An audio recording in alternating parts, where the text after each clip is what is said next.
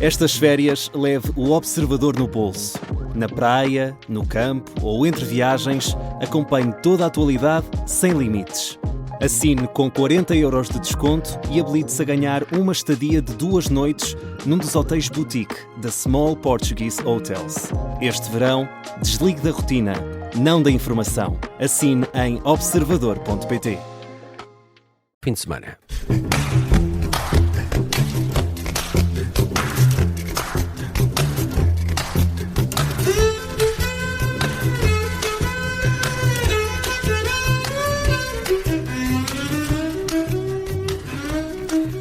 Bem-vindos ao Porque Sim Não É Resposta com o psicólogo Eduardo Sá. Hoje vamos falar de relacionamentos no trabalho. Olá, Eduardo. As relações no trabalho seguem as mesmas regras das outras relações ou o contexto profissional muda muita coisa? Lás dito, estamos a falar de relações amorosas. Relações amorosas, sim. Tirar as dúvidas. Sim, claro. Lás dito, às vezes a vida das pessoas é uma vida muito glutona em termos daquilo que o trabalho lhes exige e, portanto, elas passam, em boa verdade, muito mais horas no trabalho, a conviver com colegas, do que o tempo útil que se passa numa família, não contando naturalmente fim de semana. E, portanto, sobretudo quando uma relação de casal começa a ficar adoentada ou um bocadinho constipada, é natural que de vez em quando uma pessoa tropeça em alguém que repara em nós ou que faz um comentário simpático e isso tudo muda. E, portanto, as relações de trabalho, quando se envolve uma relação amorosa e uma relação de trabalho, começam por ser sobretudo clandestinas. Uhum.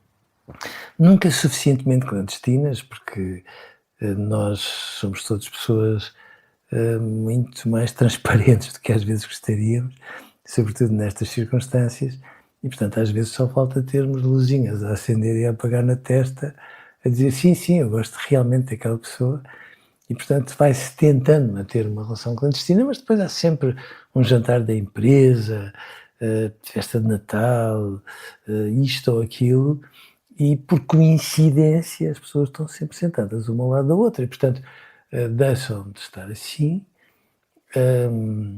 enfim, escondidas, e depois logo se vê como é que a relação cresce, não é? O grande problema às vezes não é as pessoas envolverem-se, é as pessoas a certa altura afastarem-se depois do envolvimento. Porque aí é de facto arestas muito, muito, muito, muito complicadas, porque às vezes aqueles afastamentos, ou até o próprio envolvimento, são todos muito mal geridos, às vezes um está numa relação, o outro não está, às vezes aquele que está numa relação promete que brevemente deixará de estar, mas depois não tem coragem, não consegue, e as situações vão-se prolongando e cria-se uma enorme bola de neve, e portanto isto dá invariavelmente umas confusões muito grandes. Seja como for, eu também acho que há algumas multinacionais que proíbem o envolvimento dos pares, que eu acho uma patetice absoluta e pegada. Porquê? Porque nós somos crescidos, porque nós não andamos à procura de confusões, porque nós não queremos que tudo isso traga ali turbulência à vida do nosso trabalho, mas estas coisas acontecem por isto, porque nós estamos muito tempo no trabalho e às vezes em casa as pessoas se vão afastando, quando é o caso, umas das outras, e de repente no trabalho vão se aproximando umas das outras e quando se dá conta a vida surpreende. Há quem defenda que não se deve misturar trabalho com amor. É um bom conselho? Judite, Medianamente bom conselho. Judite, eu percebo que se diga isto, mas de repente é também tornar as pessoas muito escravas de um código de conduta, e a impressão que eu tenho é que quando existe um código de conduta numa empresa, ou mesmo no parlamento, ou seja lá onde for, é porque no fundo todas as pessoas têm a noção que a conduta está fora dos parâmetros do sensato, do urbano, do equilibrado. Mas não é um código de conduta que faz com que as pessoas ponham ali uma espécie de colete de forças à volta do coração ou se tornem indiferentes para os apelos que a vida lhes traz. Acho que é infantilizar as pessoas e eu acho isso uma tolice. Evidentemente que aquilo que uma pessoa não quer de todo é que uma relação amorosa venha equipada com dores de cabeça e episódios de turbulência e clandestinidade e esse tipo de coisas. Quem é que quer isso, não é? E, portanto, não parece que faça sentido um conselho desses. Às vezes é um conselho dos nossos amigos, mas às vezes eles são os primeiros a incorrer na contradição desse tipo de conselhos, porque lá está, a vida às vezes é tão forte nos apelos que nos traz que, já vos dito, há lá código de conduta que domina a vida, de modo algum. Quando um colega se torna um confidente próximo, isso é um sinal de alerta? Mas dito mais ou menos. Às vezes pode ser só um grande amigo. De repente um colega evolui um degrau e passa a ser um bom amigo. Às vezes é só isso.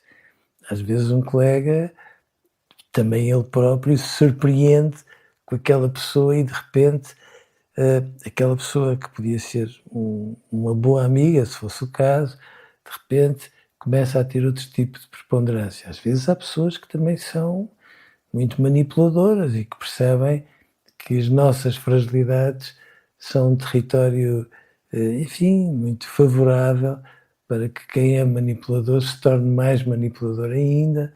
Estas coisas acontecem, mas é evidente que numa relação de trabalho começamos por ser colegas, e tomaríamos nós que as relações de trabalho, em muitos aspectos, evoluíssem para relações de amizade.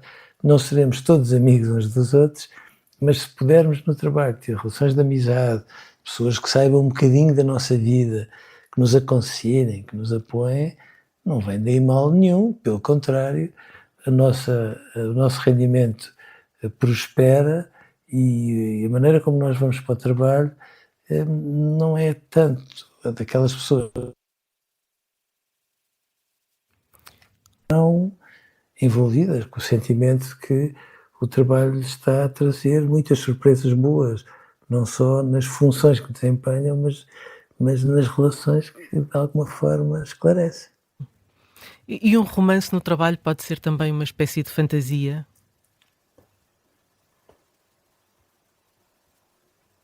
Eduardo? Mas dito Ok. sim, evidentemente que sim. Sim, pode, claro que pode ser.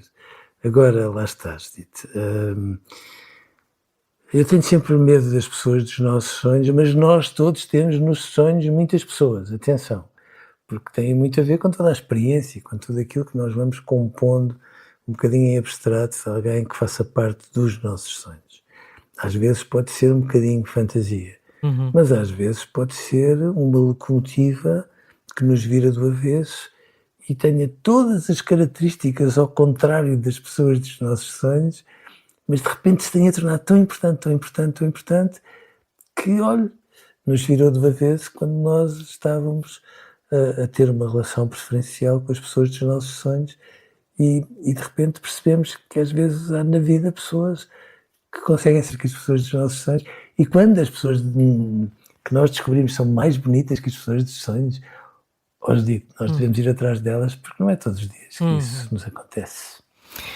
E com essa nota tão bonita, vamos para fim de semana. Eduardo, um grande abraço. Até segunda-feira.